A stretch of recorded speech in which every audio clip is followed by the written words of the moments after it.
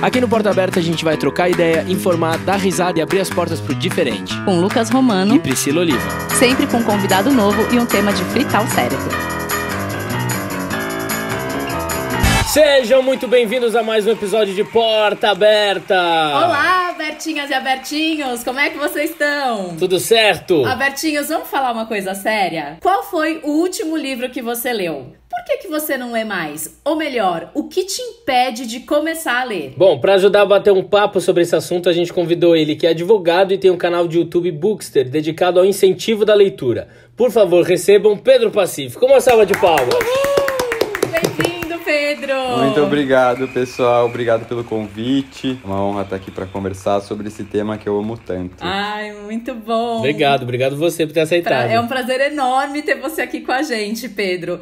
E bom, pra gente começar, eu sei que você já respondeu essa pergunta várias vezes, porque eu vi vários dos seus vídeos, eu fiquei lá maratonando os seus vídeos, mas eu tava vendo um dado da pesquisa Instituto ProLivro, que mostrou que boa parte dos brasileiros não teve esse estímulo da leitura quando era criança, e que para essa parcela da população, a falta de alguém que contasse histórias na infância, lesse um livro, né, esse incentivo mesmo para conhecer os livros na adolescência e na infância, fez com que essas pessoas se afastassem da literatura. E aí eu queria saber de você, que você falasse aqui para os nossos abertinhos e abertinhas, se você foi uma criança que lia muito, se você cresceu com esse hábito da leitura. Então, realmente, essa pesquisa é uma pesquisa até um pouco antiga, já iam fazer uma nova agora nesse ano, e mais, eu acho que por conta da situação que estamos vivendo, deve ter sido adiado. Mas é uma pesquisa que revela que, assim, uma parte considerável da população realmente não tem o hábito de ler livros, e quem tem o hábito também normalmente lê, assim, 1, 2, 3 livros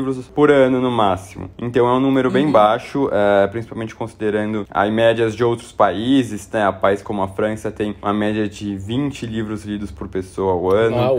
E assim, ainda que a gente não pense só em quantidade de livro, né? Mas assim, a leitura não é um assunto, um tema que tá no nosso dia a dia aqui do brasileiro.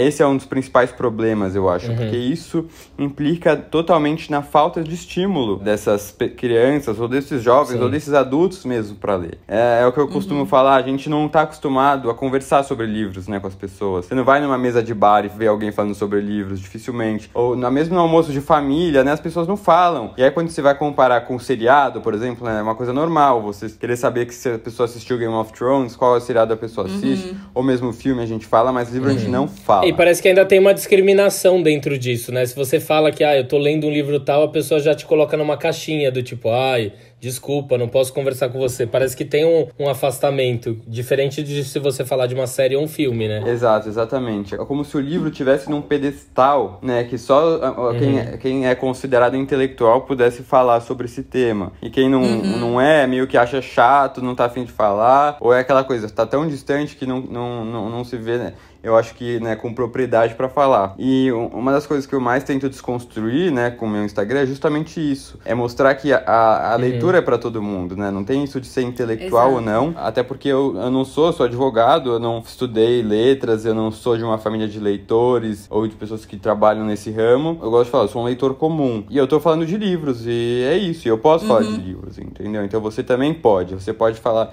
desde o livro best-seller até o clássico Dostoiévski que você tenha lido e talvez não tenha gostado tanto, ou também não tenha entendido às vezes, o que não tem problema algum, mas a gente tem que trazer esse assunto pro nosso dia a dia, né, para as nossas conversas. Então, eu acho que o primeiro passo é a pessoa desenvolver o hábito para ela mesma, mas eu acho que o papel do leitor não termina aí. Ele vai além, ele continua, né, no fato de você, como leitor, levar o hábito adiante. Então é isso, conversar com as pessoas, perguntar para as pessoas o que elas estão lendo, né, indicar livros, convidar um amigo para ler um livro com você, dar livro de presente. Então acho que também tem essa função do leitor que acaba sendo esquecido, e por isso muitas vezes a leitura até é vista como algo solitário, né? É verdade. Mas não, a gente não precisa deixar a leitura solitária. Eu acho que é um pouco a forma como a gente vê, né, esse hábito que acaba fazendo com que a gente tenha essa impressão.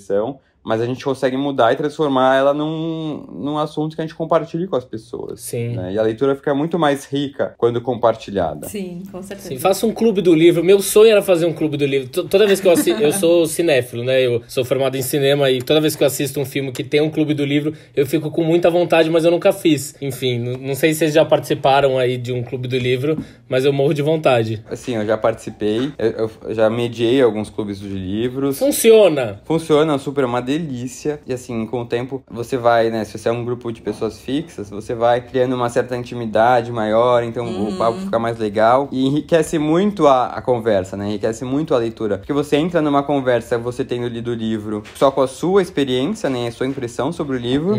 E depois, na verdade, você vai ver que você vai sair daquela conversa com outras impressões, né? Você vai ter complementado a sua experiência com o que as outras pessoas sentiram. Porque cada leitura é única, né? Cada leitor tem uma experiência única diferente do outro com cada livro. Total.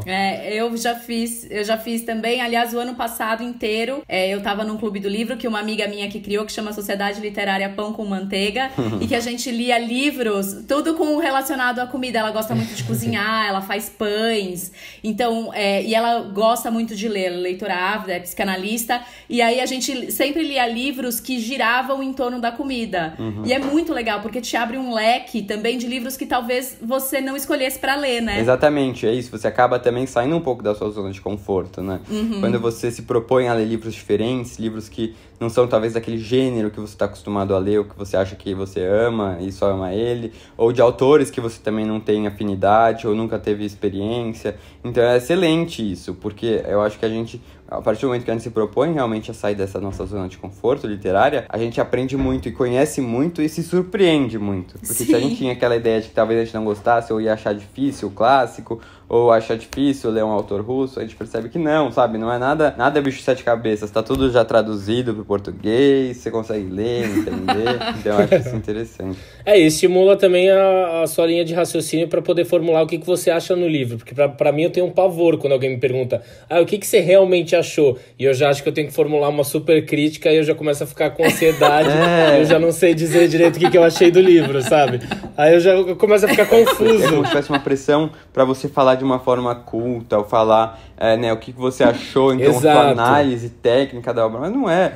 É um bate-papo assim, nossa, essa passagem fiquei muito apreensivo, essa passagem me deixou mal, ou eu não entendi muito bem esse momento, ou essa personagem, nossa, não consegui gostar. Sabe, são coisas assim, uma conversa, né, entre pessoas falando sobre uma história. E aí você vai ver que aos poucos você vai aprofundando nos temas. Verdade. Eu tava lendo uma pesquisa que apontou que o livro mais lido no Brasil é a Bíblia, que alcança 42% dos leitores, e em seguida obras religiosas e romances com 22% cada um.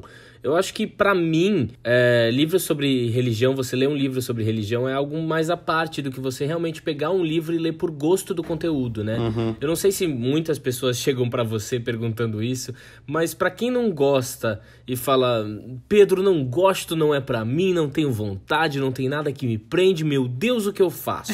Por onde começo? Eu serei sempre uma pessoa que odeia ler, uma analfabeta literária. Por favor, me ajude. Como ajudar essas pessoas? Então, é uma pergunta realmente comum, né? As pessoas vêm achando que eu vou salvar a vida delas e mostrar o livro que vai fazer ela gostar de ler. Porque a pessoa às vezes vem com essa ideia de que não gosta. E eu acho que essa ideia é muito perigosa de achar que não gosta de ler. Porque é muito difícil, né? Eu não gosto de ler. Ler é uma coisa tão ampla, né? A gente faz isso todo dia. Na verdade, o que eu acho? Eu acho que a pessoa teve experiências que não foram boas pra ela e ela ficou com esse trauma, né? De não saber o que ela gostava de ler ou não. E porque isso acontece bastante, eu acho, cada vez mais. E é um pouco reflexo, talvez, das listas de mais vendidos, né? De livros no Brasil, né? Porque quando a gente vai pensar sobre leitura e a gente pega... Primeiro, né, como eu falei, a leitura não é algo que está no nosso dia a dia, então as pessoas não falam, e por isso, quem não tá nesse meio não tem referências do que ler. E aí ela acaba entrando numa livraria, o que ela vai se deparar? Com a estante lá com os mais vendidos. E aí ela vai achar assim, os mais vendidos devem ser os melhores livros, né, porque se são os mais vendidos, são os melhores. Sim. Então eu vou lá eu vou ler, então eu vou comprar lá, a Sutil Arte Legal, foda-se, O Milagre da Manhã, e tal. Ela vai ler e fala, gente, não tô gostando disso, tá todo mundo falando que ama esse livro, todo mundo posta. Ela dá 2 centavos tentativas e fala, pô, não gostei, não gosto de ler. Mas, a verdade, esses livros que normalmente vão pra best-seller, primeiro, não tem nada a ver que são os melhores livros, eles são os mais comerciais, eles têm esse apelo mais comercial, de vender ideias, de vender o que a nossa geração quer muito, que é assim, otimizar o tempo. Então, como você vai, lendo o livro, resolver um problema da sua vida, sabe? Ah, é verdade. Sim, vai muito do momento.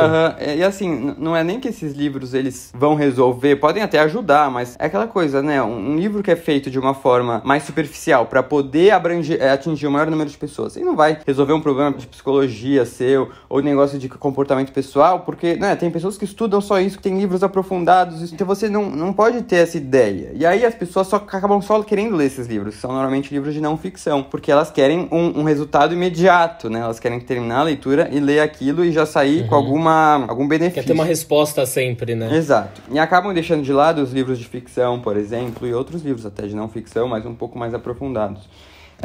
E de fato, você pega esses livros mais best-seller, eles são muito repetitivos normalmente, eles cansam mesmo. Eles giram em torno do mesmo tema, né?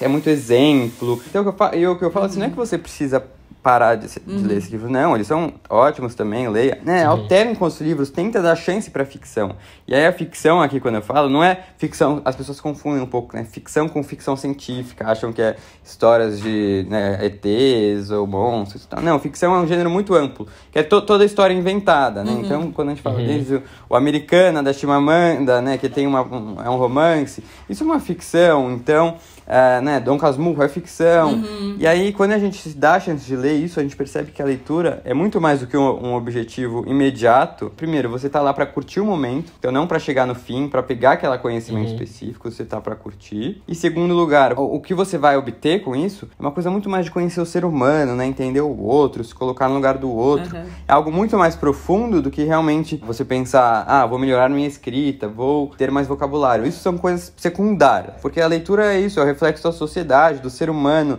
das nossas angústias, dos nossos conflitos internos. Então, quando você se dá a chance de ler ficção, aos poucos você vai ganhando uma bagagem que vai te ajudar pra você como ser humano, sabe? Sim, total. Muito bom.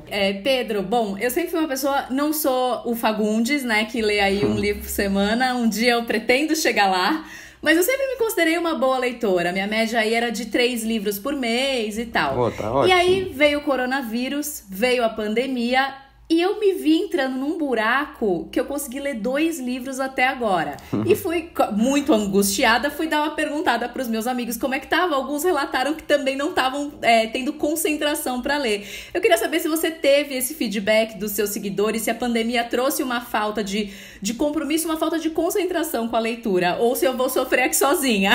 Não, pode ficar tranquila que eu acho que esse é um problema que muita gente sentiu. Eu também senti no começo. Logo no começo, antes mesmo de ser decretado a quarentena, eu peguei o coronavírus, então... Ah, você teve? Tive. Foi um dos primeiros aí a ter, e aí um dos sintomas que eu senti, meus amigos também sentiram, que vários pegaram, que a gente foi num casamento, que várias pessoas se contaminaram, então meus amigos estavam todos praticamente com corona, e um dos sintomas é justamente você sentir meio dificuldade em concentração. Eu achei que era só eu que tava com coronavírus que sentia isso, mas também percebi que não, é um efeito também da quarentena, né? Porque quando a gente tá num momento de ansiedade, de angústia, né, coisas acontecendo diferentes, uma mudança na nossa rotina tremenda. Sim. Você perde um pouco a sua referência, né? Seus hábitos, ficam meio confusos. Que horas que eu faço isso? Sei o quê. Você, de certa forma, às vezes ganha mais tempo, então você fica na sua casa. Mas não é porque você tem mais tempo que você vai fazer mais coisa, né? Exato. E entra num fluxo de pensamento que eu tenho que usar muito bem o meu tempo livre, né? Que eu tenho agora. Então parece que qualquer coisa que você faz, você tá deixando de fazer alguma outra coisa. Aí você pensa assim, nossa, eu vou fazer muita coisa, fazer vários cursos online, não sei o quê. Mas quanto mais tempo a gente tem, eu acho que mais difícil de fazer as coisas, né? Eu comprei o curso de espanhol, não consegui fazer até hoje. Exato. Você e todo mundo aí deve ter comprado o curso, e quem tá bem tá vendendo os cursos, né? Que não tem nem, as pessoas nem estão fazendo. Eu tô fazendo 2 cursos do Pondé, e um deles é como ler os clássicos. É mesmo? Que massa. É um dos cursos que eu... Semana que vem vai ter live com o Pondé lá no perfil, pra falar sobre o poder de transformação da leitura. Vai ser bem eu legal. adoro. Pondé é maravilhoso. Então é normal, sabe, isso. Eu acho que agora consegui criar uma rotina mais no meu dia a dia aqui de quarentena, né, home office. Eu acho que é importante a gente criar essa rotina e aí você vai vendo que você consegue encaixar seus hábitos de volta, mas assim, não fique achando que você vai ler mais do que você lia antes, porque você tá na quarentena. Tem gente que tá, assim, mas são pessoas mais focadas e tal. Pra mim tá como se fosse normal a rotina. Sim. Então você não é a única, fique tranquila. Obrigada. Relaxa, Princess. Bom, vou aproveitar o gancho aqui que a gente tava falando do Pondé. Eu tenho um carinho muito grande por ele, porque ele foi meu professor na faculdade de publicidade, ele dava aula de filosofia pra mim, e eu fui introduzido aos clássicos nas aulas dele, mas eu nunca tive o contato de ler clássicos por gosto, assim. Claro, devo ter lido alguns. Eu lembro especificamente de um dia que eu tava assistindo uma peça do Dostoiévski no Rio de Janeiro, que chama O Idiota, e eu fiquei muito interessado pelo texto, então eu comprei, comecei a ler, mas eu achei complicado, assim, no começo. Então, como eu sou uma pessoa muito organizada, eu fazia uma listinha dos personagens pra eu poder entender quando cada um aparecia e a relação que um tinha com o outro pra eu não me perder ao longo da história. Então, eu tenho duas perguntinhas pra te fazer, assim, Pedro.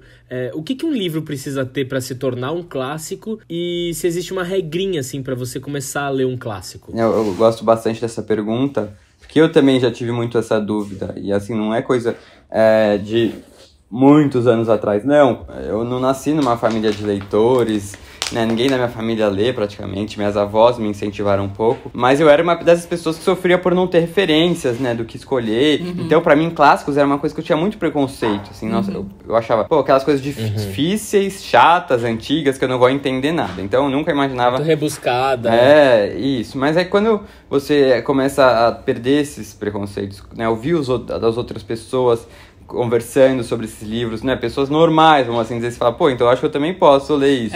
Você acaba entendendo que esses seus pensamentos, sabe, estavam muito errados. Quando você vai e começa a ler, você percebe que, não é esse bicho de sete cabeças. Pelo contrário, a maioria dos clássicos são normais, um livro normal. Lógico que tem esses que são considerados um pouco mais difíceis, né? Esses clássicos mais longos do Dostoiévski, que tem um Crime e Castigo. Assim, é livro que você põe uma lista de 20 livros mais difíceis, assim, da literatura, acho que mundial. E são mais difíceis porque talvez o autor esteja mais no ápice da carreira dele, vai usar técnicas mais complexas de fluxo de consciência, quer deixar muita coisa no ar, aqueles parágrafos gigantescos que não tem ponto e você acaba se perdendo. Uma coisa que eu recomendo muito é você, primeiro, pesquisar sobre o livro. Quando você pega essas histórias que são mais difíceis de compreender, porque a escrita talvez seja mais complexa, quando você vai pesquisar antes, você entende a história, você já vai estar mais ambientado.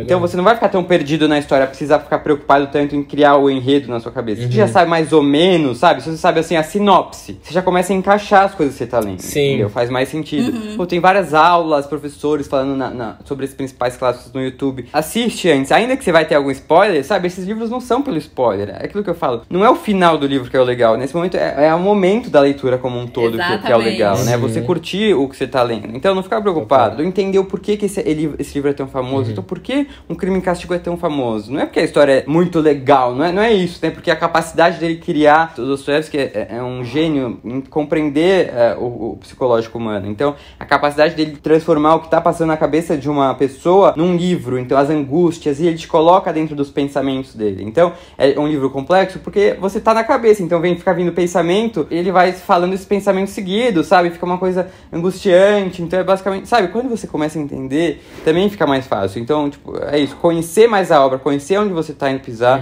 entender o porquê da relevância daquela obra pra literatura, o que faz dela talvez ser uma coisa mais difícil ou não, e aí você vai ver que vai ficar muito mais tranquilo. E respondendo a sua pergunta, né, de o que são clássicos, o clássico nada mais é do que um livro atemporal, né? Eu gosto da definição que o Italo Calvino, que é um baita escritor italiano, que inclusive escreveu um livro Por que Ler os Clássicos, ele define assim o clássico como um livro atemporal. Por quê? Porque não é escrito para uma determinada época só, ou para determinadas pessoas que estão naquele momento.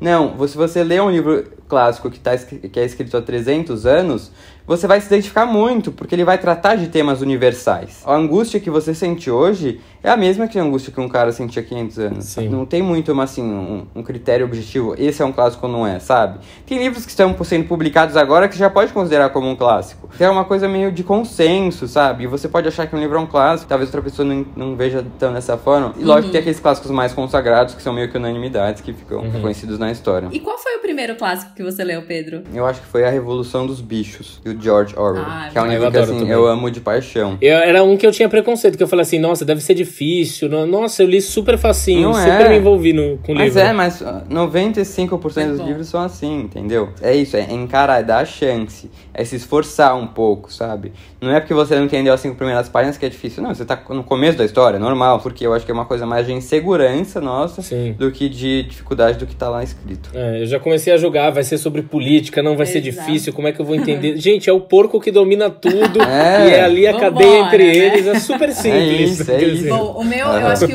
o meu primeiro livro clássico, além de Shakespeare, enfim, como eu e o Lucas somos atores, a gente tem um contato grande com os clássicos.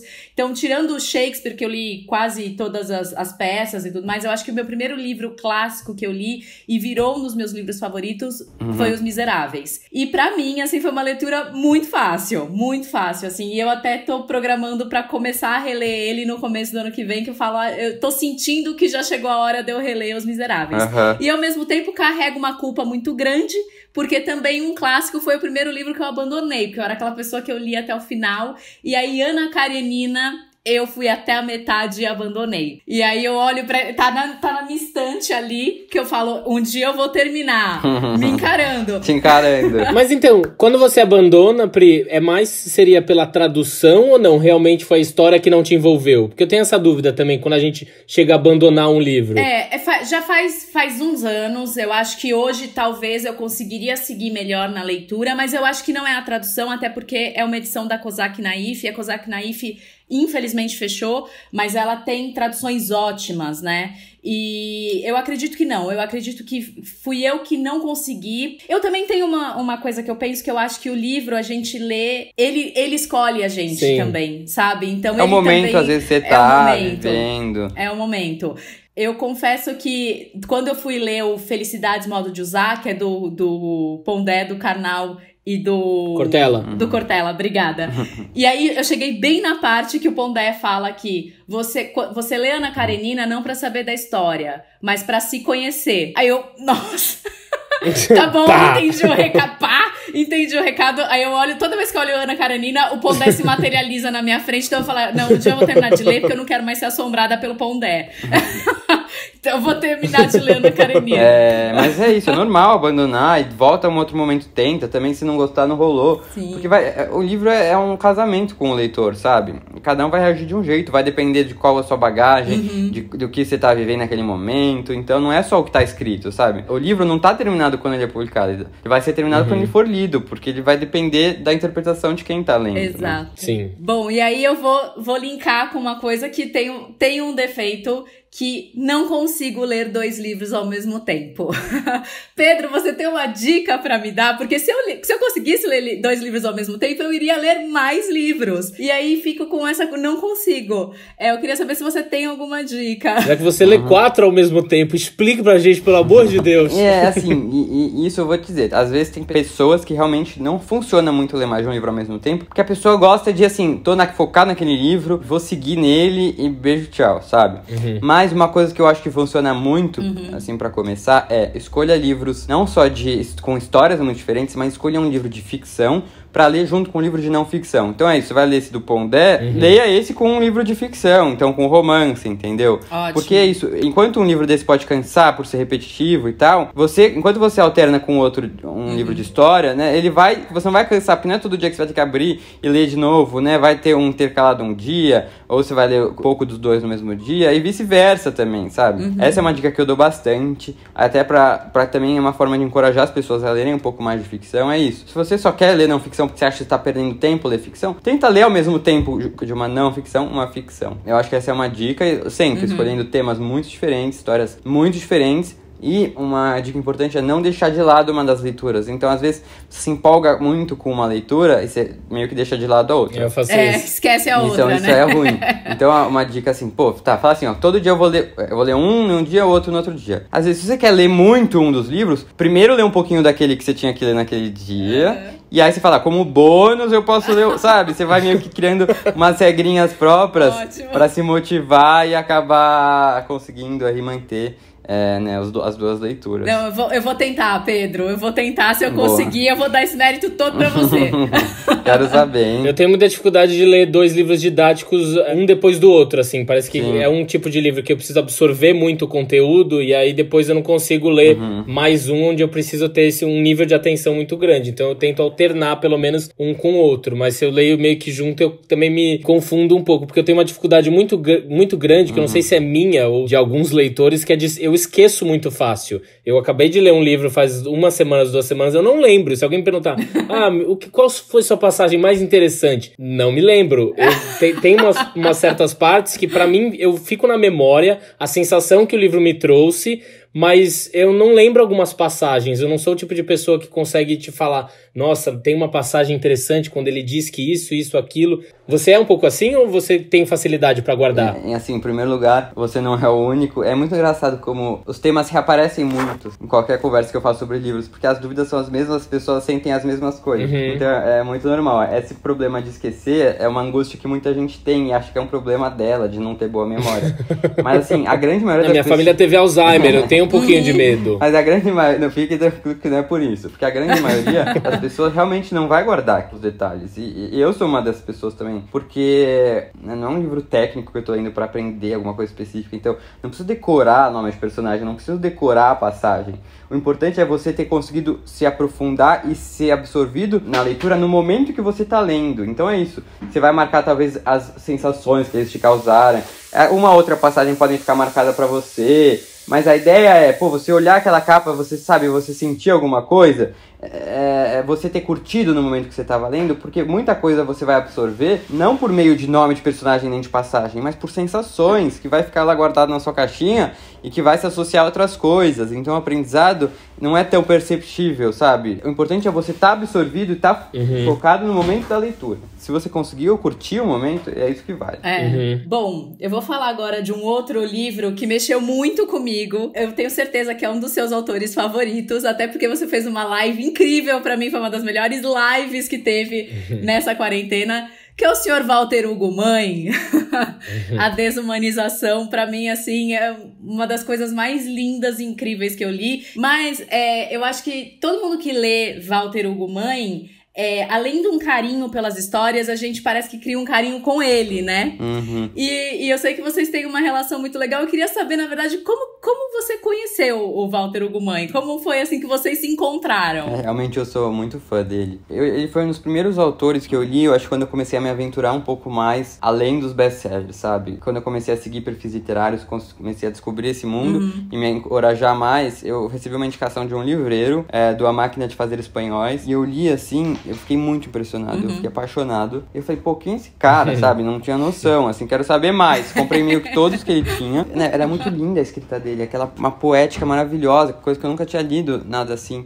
E a forma como ele escolhia as palavras. E aí, no Bookster, quando eu criei, eu indiquei bastante. E as pessoas sempre postavam, obrigado. Aí ele tem Instagram, né? Então acho que postavam, Bookster, obrigado pela indicação, meu primeiro @Walter Hugo Mãe. E eu acho que ele começou a perceber isso. E ele começou a me seguir. Que legal. Gente, que honra! Aí eu mandei uma mensagem pra ele, eu acho, na época. Nossa, Walter, eu sou muito seu fã, não sei o quê. Pelo amor de Deus, tá me seguindo, não acredito. Ele, Pedro, imagina, obrigado você pela indicação. Sei que você é um grande, incentiva muito e divulga muito as minhas obras. E aí começou essa amizade, né, virtual, assim. Que legal. Aí, uma vez eu fui pra Portugal, no carnaval do ano passado. Aí eu mandei uma mensagem pra ele. Ou ele viu que eu tava em Portugal, ele falou, vamos tentar se encontrar. Meu Deus. Claro, pelo amor de Deus. Eu ia desmaiar. Mas no fim não deu pra gente se encontrar. Aí ele veio, acho que em julho, pro Brasil. Aí ele falou assim, Pedro, eu quero te encontrar. Eu vou dar uma palestra não sei aonde. Então eu fiquei lá, tipo, na fila 1, assim, cheguei lá em cima da hora, passei a fila, puta coisa feia. E aí foi demais. Quando ele me viu, ele já me deu um abraço. Aí, nisso, ele tava com alguns envelopes na mão, porque ele desenha também. Aí ele fala, Pedro, esse é pra você. Ai, gente, eu não E aí ele tinha aguentar. feito um desenho pra mim, ele faz uns desenhos muito lindos, era meio que uma figura, assim, segurando o livro, tava escrito @Bookster dentro do livro. Que lindo! Então eu fiquei super emocionado, foi demais. Aí já encontrei ele em, acho que 2 outros eventos, e muito simpático, sempre muito atencioso, e aí eu fiz uma live com ele agora, que tá até salva no YouTube, que foi linda, inclusive vale a pena. Ficou linda. Em alguns momentos eu chorei ele é muito sensível, porque você percebe que a forma como ele escreve é a forma como ele é de fato, né? Ele fala daquela forma, Pois é muito lindo. Leia O Filho de Mil Homens. Você tem esse? Tenho. Por qual que você acha que eu tenho que começar? Pela Máquina de Fazer Espanhóis, O Filho de Mil Homens? Eu acho que O Filho de Mil Homens e depois A Máquina de Fazer Espanhóis. Tá, e deixo o Apocalipse dos Trabalhadores por último. Tá. Uma coisa que eu faço, que eu gosto bastante, eu não sei como vocês se organizam com a leitura, assim. Eu tenho um aplicativo que eu gosto bastante que chama Scooby, que é de uma corujinha, que você acaba colocando meta de leitura, quantos livros você vai ler por mês, você anota as páginas que você tá lendo, até pra você ver meta, porcentagem. Pra mim, eu sinto como que eu tô cumprindo realmente um objetivo se eu olho lá, e eu consigo ver também, desde algumas dicas de outras pessoas, até pra ver que livro que eu vou ler em seguida, dependendo do tema que eu gosto. Tem algum aplicativo, alguma coisa que vocês fazem que auxiliam a organização de vocês com leitura? Eu não tenho, eu escolho, assim, meus livros. Bom, eu obviamente tenho muito mais livros comprados e na minha estante do que lidos, né? Então a minha lista de livros pra ler ainda é enorme, mas isso não impede que eu não continue comprando livros. Eu tenho essa... Agora, o que eu fiz há mais ou menos uns 2 anos, até pra me organizar, porque eu acabei de fazer a mesma coisa no dia de ontem, e eu já vou explicar pra vocês, que foi... Eu acabava, às vezes, comprando livro repetido, que eu achava que eu não tinha e eu tinha o livro. E eu fiz isso ontem com o Apocalipse dos Trabalhadores. Eu achava que eu não tinha a edição da Kozak Naif, eu falei, porra, só falta esse. Ele tava na minha estante. Eu te entendo. E aí eu acabei fazendo um Excel, só pra eu ir colocando os livros que eu tenho pra eu não me perder, assim. Eu uso bastante o Scooby também. Gosto bastante de colocar lá o que eu já li. É meio que minha estante pra eu saber o que eu já li, o que eu não li, o que eu tô lendo, o que eu quero ler. Também eu uso muito pra consulta, tipo assim, alguém me fala de um livro, eu vou lá pra ver como é que tá a avaliação. Eu também faço comentários isso de outras pessoas. Acho que isso ajuda muito. E tenho também o Goodreads, que é o Scooby, mas ele é o internacional. E aí eu tenho o meu também lá, que é basicamente a mesma coisa. Então eu uso esses dois. E tem uma coisa que eu faço também, que é no meu bloco de notas do celular. Qualquer livro que eu vejo que me interessa ou que alguém fala, eu tenho o nome das editoras. E aí eu coloco, separo isso é legal. Pelas editoras. Sua lista de desejados, assim? Eu tenho uma wishlist. Ela é enorme.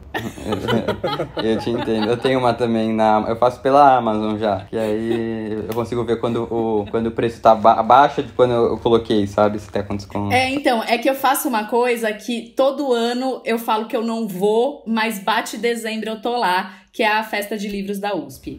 Nunca fui, sabia? Nossa, também nunca fui. É uma coisa assim... Bom, eu levo mala, né? Eu levo... Porque Mas eu já ficam sei, umas filas absurdas, não é? Fica. Então a minha estratégia quando existia a Kozak Naif, a primeira era a Kozak Naif e saía de lá e ia pra Companhia das Letras. Porque eu chego exatamente antes de começar pra poder não pegar uma fila enorme e pra ter as obras, né? Porque às vezes as obras vão acabando. Então eu chego, mais ou menos 1 hora e meia antes de começar e já vou pra fila da Companhia das Letras, que acabou ficando a maior, né? Mas eu levo mala, porque eu sei que eu não vou conseguir me controlar. Mas qual que é a vantagem? Os preços. Todos os livros, as editoras só podem estar na feira se elas venderem com 50% de desconto no mínimo. Ai, que ótimo. Só que eu tô achando que esse ano, em questão da pandemia do coronavírus, talvez não tenha a festa de livros da USP. Porque é muita aglomeração. Muita gente, muita aglomeração. Meu marido está muito feliz, por enquanto, com essa informação. Eu nunca fui, mas tenho vontade de ir. É incrível. Mas é isso, eu ganho muito. Imagino. Muito. Então eu não preciso comprar. Então, eu quero chegar nesse ponto. Eu não preciso comprar, mas eu compro mesmo aí é a assim, minha meta. entendeu? Eu compro mesmo assim. Tipo, ontem, eu juro, eu até postei um stories, chegaram umas 6 caixas. Ai, que delícia. Esse ano eu tive que contratar uma bibliotecária pra ajudar a organizar minha estante. Ai, que maravilhoso. Eu tive que construir muitas estantes no meu quarto. O meu quarto hoje em dia é só estante. Ai, que demais. Mas aí eu me mudei esse ano pra morar sozinho, sair da casa dos meus pais, então minha estante ficou lá, meu quarto tá lá de livros. E aí aqui na minha casa nova, que eu mudei tipo há um mês, eu trouxe 13 livros, eu contei. Não sei quantos já tenho aqui, eu tenho até medo de ver. Por isso que eu já levei alguns pra casa. Eu falo, é um privilégio que eu tenho, né, por causa do Bookster e tal. Mas não dá pra incentivar uma pessoa a ter tudo isso que eu tenho. Né? Pelo que a gente contou, quando a bibliotecária foi, eu tinha 1.300 livros. Uau! Né? Nossa, eu acho que eu devo ter lido 20, 30% disso. Você consegue desapegar dos livros? Porque eu tenho um problema. Eu dou qualquer coisa, mas o livro me bate um negócio, parece que eu tô doando minha vida. Eu te entendo, acho difícil mesmo. Mas assim, por uma questão de espaço, eu meio que tenho que desapegar um pouco. Entendi. E eu me forço, sabe? aquela coisa, esse livro realmente eu quero ter, eu vou ler. Como eu recebo muito livro, né, muita coisa eu falo, gente, eu não vou ler esse livro. Mesmo às vezes uns que eu compro, me arrependo depois. Então, eu dou, e assim, mas se eu li o livro é difícil eu doar. Então. Qual que é o livro do momento de vocês, assim, que vocês realmente, não que virou o favorito de vocês, mas que é um livro que vocês super indicariam pro momento, assim? Um momento que a gente tá vivendo, principalmente semanas, né, que estamos vivendo, falar muito racismo, né, é uma pauta que tá sendo muito comentada. Por meio da leitura a gente consegue entender um pouco mais, compreender um pouco mais, a gente se coloca na posição do outro, né. E ontem eu até fiz uma lista de 10 livros e postei com essa temática, que eu acho que são importantes. E eu tô lendo agora Pequeno Manual Antirracista, da Djamila Ribeiro, né. Eu tava relendo ele também. Mas que eu tô lendo agora, que eu terminei, Amada, da Toni Morrison, que é um livro que fala também bastante racismo, um livro bem forte, assim, de uma autora norte-americana negra que faleceu. Acho que foi a primeira mulher negra a receber o Prêmio Nobel de Literatura. Legal. Eu tô lendo também a biografia da Frida Kahlo, que eu tô adorando. Ai, que demais! Eu tô adorando, uma edição linda da Biblioteca Azul. E tô lendo também Anotações de um Jovem Médico, que é um livro bem legal. Eu adoro medicina, essa temática. É de um escritor russo que chama Mikhail Bulgakov. São narrativas que ele era médico, também o autor, então ele se baseou na experiência própria para escrever alguns contos, assim, com temática médica. Ótimo. Você, Pri? Bom, eu acabei de terminar Alice Munro, amiga de juventude. Alice Munro é uma escritora canadense, ela ganhou o Nobel de Literatura em 2013 e a especialidade dela é contos, ela escreve contos. Né? Eu nunca li nada dela. Ai, eu acho que você vai gostar muito. É bem assim, um ano demasiado humano. Eu adoro, eu adoro. Não sei se é uma leitura que agrada a maior parte das pessoas, mas eu li o Amiga de Juventude e Ódio, Amizade, Namoro, Casamento. Eu gosto muito da Alice Munro. E aí comecei a ler um bem curtinho, 40 páginas de um amigo meu, do Pablo Diego, que é o Tubarão, que ele fala da experiência dele com a depressão. E é bem rapidinho, hoje mesmo eu termino. Estou lendo no Kindle, que é uma coisa que eu não consigo, mas só saiu pelo Kindle. Tenho problemas para ler com o Kindle, porque eu sou da experiência do livro. Sabia. E o meu próximo livro que eu vou ler é o Zoológico de Varsóvia. Legal. Eu adoro livros que tenham a temática da Segunda Guerra Mundial. E esse aqui tava na minha prateleira, ó. Eu tenho ele também, tempo, mas eu não consegui me organizar ainda pra ler ele. Eu não sei se vai ser muito pesado por falar de Segunda Guerra, enfim. Eu tava relendo o Pequeno Manual Antirracista da Djamila, eu já tinha lido no começo do ano, e eu acho um livro excelente. Eu acho que ele realmente coloca tudo que a gente precisa saber nesse exato momento. E eu acho que é uma pauta que realmente precisa ser discutida. Eu comecei a ler também Novas Formas de Amar, da Regina Navarro Lins, mas como é um livro didático também e eu quero absorver bastante conteúdo, eu acho que eu vou trocar por um de ficção agora. Então acho que eu vou começar As Aventuras de Arthur Less, que eu acho que a história vai ser mais levinha assim pra eu ler. Então eu tô meio que entre esses agora. Pedro, eu não vou perguntar qual é o teu livro favorito, porque eu acho uma puta sacanagem te perguntar isso. Mas quais são as suas obras? Nossa, é muito difícil. Quais são as suas obras favoritas? Sim, assim, eu vou dizer talvez os livros que eu mais recomendo, tá? Eu recomendo muito A Revolução dos Bichos, é um livro que eu recomendo muito. Capitães da Areia. Maravilhoso. Eu gosto muito de Ciranda de Pedra, da Lígia Fagundes Telles. Incrível. A Hora da Estrela, de Clarice Fagundes. Clarice Spector. Travessuras da Menina Má, do Mário Vargas Llosa. Equador, é um livro que eu recomendo muito. Coloquei na minha lista. Miguel Sousa Tavares. Germinal, do Emile Zola, eu acho que ano passado foi uma das melhores leituras do ano. A Casa dos Espíritos, da Isabel Allende. Nossa, amei de paixão também. Maravilhoso, tem que ler. Esse eu não li. Gabriel Garcia Marques, né? Cem Anos de Solidão, amo de paixão. É muito livro bom. Pra mim tem um que me marcou muito, que foi o Uma Duas, da Eliane Brum, assim. Ele me despertou sensações, assim, que... foi uma leitura pra mim que foi muito desafiadora, porque é uma relação de uma mãe e filha que entra pra um campo muito carnal, assim, é bem bonito, assim, foi um livro que me marcou bastante, eu sempre indico ele, embora que não seja uma leitura muito, muito fácil, assim, de um tema, mas é um livro que eu gosto bastante. Eu nunca li nada da Eliane Brum. É bem legal, Uma Duas é bem, bem bacana, assim, é diferente de um pouco do que ela faz, né, ela escreve bastante nota, bastante coluna, e esse é um livro de ficção, assim, é bem interessante. Pedro, você que lê bastante, algum dia você vai riscar da sua lista de 100 coisas pra fazer antes de morrer, que é escrever um livro? Não Não sei, talvez. Tá na minha lista. Tá na sua lista ainda, tudo bem. Bom, vamos para a última pergunta que a gente tem para você, Pedro, que é o seguinte: quando a gente recebeu aqui o escritor Daniel Bovolento, eu fiz essa pergunta para ele, e eu acho que qualquer pessoa que ame livro ou que trabalhe com livros, eu vou sempre fazer essa pergunta, né? Que a gente viu aí nos últimos anos bastante editoras fechando, livrarias fechando e tudo mais, e eu queria saber de você como é que você enxerga o futuro do mercado editorial brasileiro. Não, realmente é muito triste a gente ver livrarias fechando, que acabam impactando muito em editoras, né, fechando, porque depende das compras dos livros. Eu acho que as empresas vão ter que se reinventar, as livrarias... Eu amo de paixão livrarias físicas e acho que nunca pode acabar, então eu também faço um esforço para comprar também livrarias físicas, ainda que a Amazon, né, seja um lugar que mais barato, com frete grátis, te entrega muito rápido. Eu acho que a gente tem que se esforçar também, se a gente quer manter as livrarias físicas, de comprar também deles, e principalmente pequenas livrarias independentes. Mas, assim, o futuro, se depender de mim, né, vai ser um futuro positivo, eu acho, assim, de mais leitores, né, as compras de livros, seja e-books, seja livros físicos, mas eu torço para que, né, as editoras consigam estar bem, porque isso significa publicação de bons livros, boas traduções, uma produção de maior quantidade também de livros, né, uma diversidade maior. Sim. Eu tenho uma visão um pouco otimista, até porque eu vejo, pelo menos, de feedback de seguidores meus, pessoas que nunca leram, mas que têm vontade de ler, então retomando o hábito. Mas é isso, eu acho que a gente precisa tornar a leitura um assunto no nosso dia a dia, a gente, cada um fazer a nossa parte, de incentivar isso nos outros, a gente que gosta de ler, porque para o mercado estar bem, ele precisa de leitores, né? Não basta só ter vontade, só querer que as livrarias estejam bem, se não tem um público consumidor para, de fato, consumir esses produtos. Total.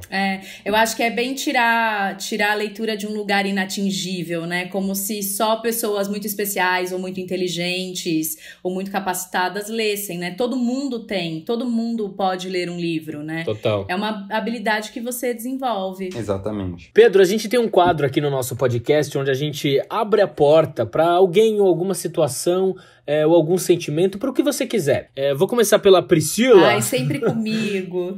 Pri, para quem você abre a sua porta? Olha, eu acho que eu jamais imaginei que eu fosse abrir a porta pra isso, mas vamos lá, né? A loucura é tanta. Enfim, eu vou abrir a minha porta essa semana pra Gaviões da Fiel, que fez aí um ato pró-democracia, lutando pela democracia. Então eu vou abrir a minha porta pra eles, porque toda vez que tiver alguém lutando e brigando pela democracia, aí eu tenho que abrir minha porta. Mas jamais imaginei que esse dia fosse chegar. Arrasou. Eu vou abrir a minha porta para Globo News, que após receber algumas críticas por produzir um painel de comentaristas brancos para falar sobre racismo, eles assumiram o erro e aí no dia 3 de junho o programa Em Pauta foi composto por uma bancada de jornalistas negros e a ação foi comemorada, comoveu muita gente e eles ainda anunciaram a inclusão definitiva da Zileide Silva e da Flávia Oliveira no time da atração, então achei muito bacana. Vale a pena lembrar que todo mundo estar na luta antirracista é justamente você aplicar essa mudança, né? Então você querer ser a mudança para assim fazer a diferença.